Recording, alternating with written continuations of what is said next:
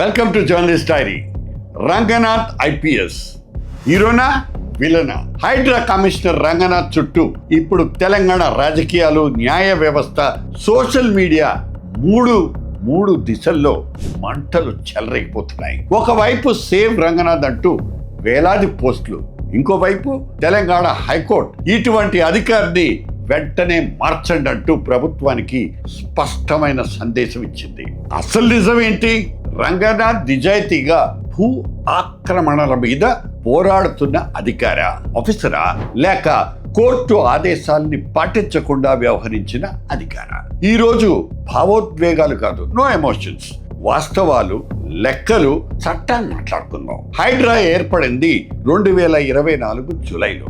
ఏడాది వ్యవధిలో, అంటే ఒక 1 year టైంలో 2435 ఎకరాల ప్రభుత్వ భూమిని రక్షించామని, దాదాపు 1.5 లక్షల కోట్ల విలువైన ప్రభుత్వ ఆస్తుల్ని కాపాడామని హైడ్రా చెబుతోంది. 6 చెరువుల్ని పూర్తిగా పునరుద్ధరించామని, మరో 20 చెరువుల పునరుద్ధరణ కొనసాగుతోందని ప్రభుత్వం ప్రకటించింది, చెప్తోంది. లోతుకుంట భూమి ఒక్కటే దాదాపు 10,000 కోట్ల విలువైన ప్రభుత్వ ఆస్తి అంటూ అధికారులు కూడా వాదిస్తున్నారు. అక్కడ ధ్వంసమైన సహజ రాతి నిర్మాణాల విలువ కూడా 2,500 కోట్లకు పైగానే ఉంటుందని చెబుతున్నారు. అందుకే సోషల్ మీడియాలో ఒక వర్గం రంగనాథ్ని ల్యాండ్ మాఫియాను ఢీకొన్న ధైర్యవంతుడైన అధికారిగా ప్రశంసిస్తోంది. ఇటువంటి అధికారిని తొలగిస్తే మళ్ళీ ఆక్రమణదారుల రాజ్యం కొనసాగుతుంది, వస్తుంది అంటూ వరుస పోస్టులు పెడుతున్నారు. కానీ ఇంకోవైపు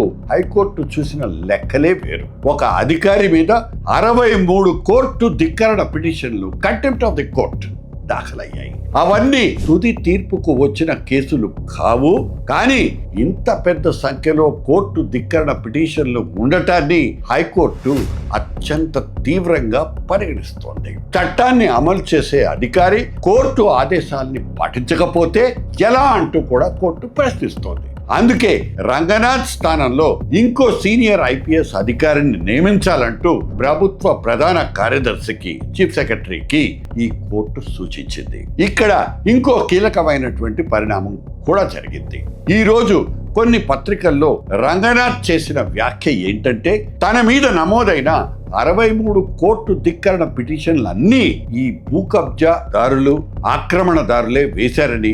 ఈ వ్యాఖ్య ఇప్పుడు మరో పెద్ద చర్చకు దారితీసింది. ఒకవైపు రంగనాథ్ ఈ కేసుల వెనక భూమాఫియానే ఉందంటూ చెప్తున్నారు. ఇంకోవైపు హైకోర్టు మాత్రం పిటిషన్లు ఎవరు వేశారన్నది కాదు, కోర్టు ఆదేశాలు అమలయ్యాయా లేదా అన్న అంశాన్నే పరిశీలిస్తున్నట్లుగా ఉత్తర్వులు సూచిస్తున్నాయి. అంటే భూమి యాజమాన్యం మీద ఒక వాదన, కోర్టు ఆదేశాల అమలు మీద ఇంకొక వాదన. ఈ రెంటినీ కలిపి చూడకూడదనేదే న్యాయ నిపుణుల అభిప్రాయం. ఇప్పుడు ఇంకో ఆసక్తికరమైన లెక్క, హైడ్రా ఏర్పడినప్పటి నుంచి, అంటే 2024 నుంచి దాని చర్యల మీద దాదాపు 700 కేసులు కోర్టుల్లో నమోదయ్యాయి.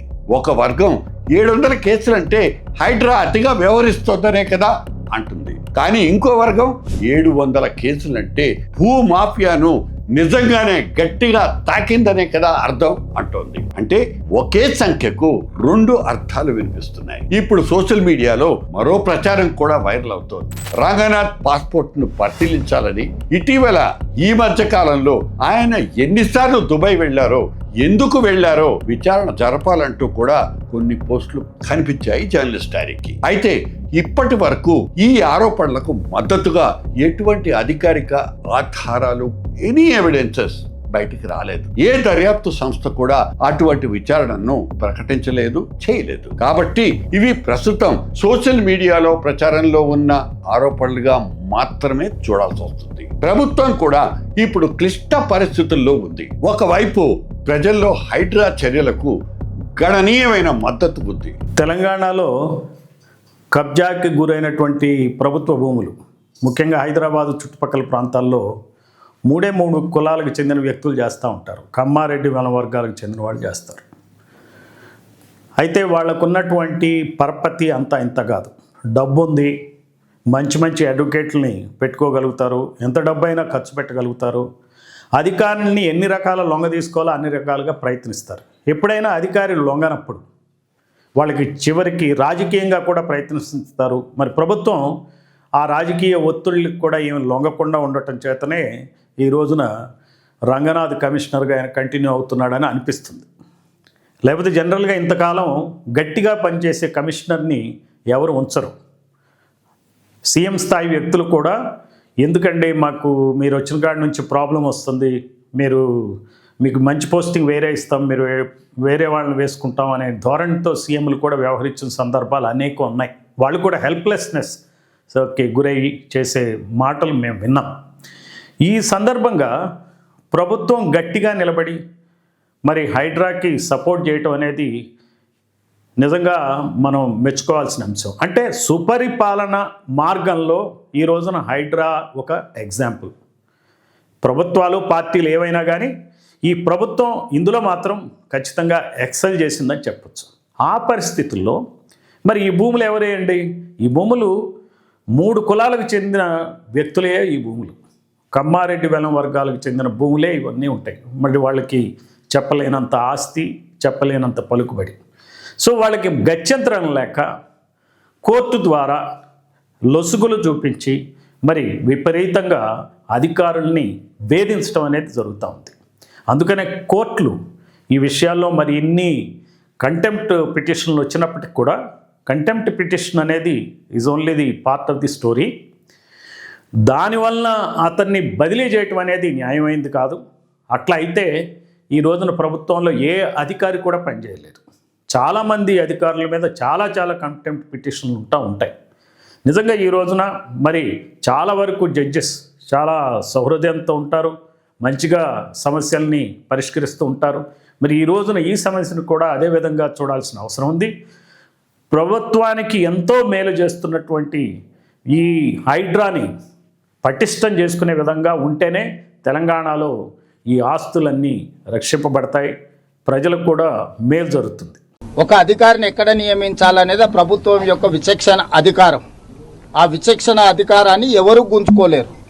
కాబట్టి ఈరోజు తప్పుడు కేసులను న్యాయస్థానాల మీద సంపూర్ణమైన విశ్వాసం ఉంది. న్యాయస్థానాలలో ఎదుర్కొంటాం. హైడ్రా మంచి పనులు చేస్తుంది. మా ప్రభుత్వం తీసుకొచ్చిన the greatest reform is Hydraa.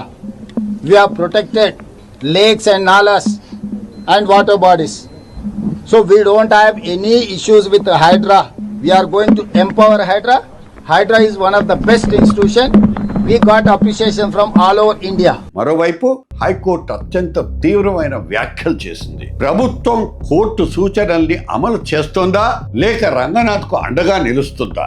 ఈ నిర్ణయం ఒక అధికారిని మాత్రమే కాదు, హైడ్రా భవిష్యత్తును కూడా ప్రభావితం చేసే అవకాశం ఉంది. చివరికి ఈ కథలో 3 సంఖ్యలు గుర్తుంచుకోండి. 1.5 లక్షల కోట్ల ప్రభుత్వ ఆస్తుల్ని కాపాడమంటూ హైడ్రా చెప్తోంది. 2435 టు కరెక్ట్ మై సెల్ఫ్, 2435 ఎకరాల ప్రభుత్వ భూమిని తిరిగి స్వాధీనం చేసుకుంటున్నామంటూ చెప్తోంది ప్రభుత్వం. అదే సమయంలో ఒక అధికారి మీద 63 కోర్టు ధిక్కరణ petitions, contempt of the court పిటిషన్లను హైకోర్టు అత్యంత తీవ్రంగా పరిగణించి ఆయన్ని మార్చాలని ప్రభుత్వానికి సూచించింది.